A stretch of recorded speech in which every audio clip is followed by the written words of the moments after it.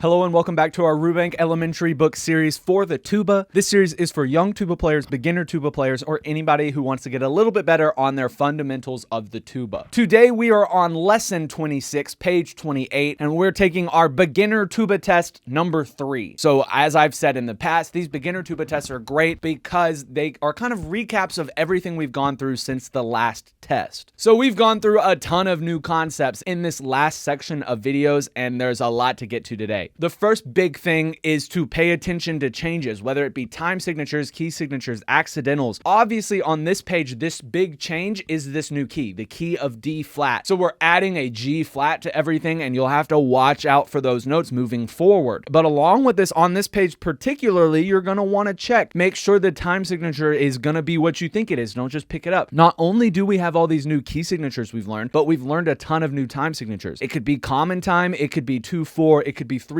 it could be 6/8, it could be multiple things, so you want to make sure you're watching for that. And then of course accidentals. So that's the big starter thing. Pay attention to what it's giving you and you'll make a lot of progress that way. Along with that, in some of the past videos we've talked about how to slur, and there's a line on this that has us slurring a little bit. The big thing with that is a nice glissando buzz with a lot of air support. And another good tip that I gave, and I will give again, with the buzzing, we want to practice with our mouthpiece buzzing so we make sure that what's happening here is able to happen there, because the tuba is just an amplifier of what's happening here. So we want to make sure what's happening here is correct. And a tip to make your buzzing better, if you're new at it, you're not as confident, maybe you're just not quite where you want to be with buzzing, is just block a quarter of it or so with your pinky. It kind of gives some resistance that you're used to having with the tuba anyways, and it lets your buzzing be a lot easier, and it lets you practice these slurs as glissando, as smooth, and notes in between as possible.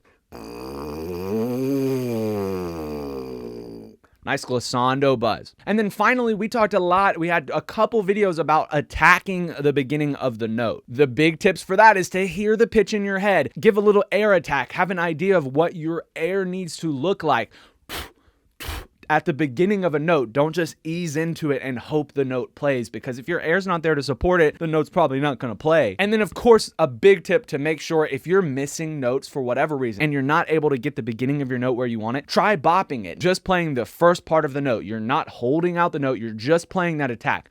Bum, bum, bum. And you're doing that because that does a lot of things for you. It makes you hear the pitch, which is what we need anyways. It lets you feel what you need to do with your air because you're starting it, and your body will say, oh, that wasn't good, let's use a little bit more air. It is a great tool, so definitely bop notes that you're not too sure about. Now, obviously, in the actual videos, I went more in depth on these concepts, but this is beginner tuba test 3, right? So we're just gonna make this as straightforward as possible. So if you don't watch any of my videos, maybe you go back and watch these beginner tuba test videos, and it's just a little supplemental something for you if you just don't want to watch all however many videos I have. So we're going to play this page at 90 beats per minute until we get to line 7, and we'll dial it back down to 80 beats per minute. Let's get started.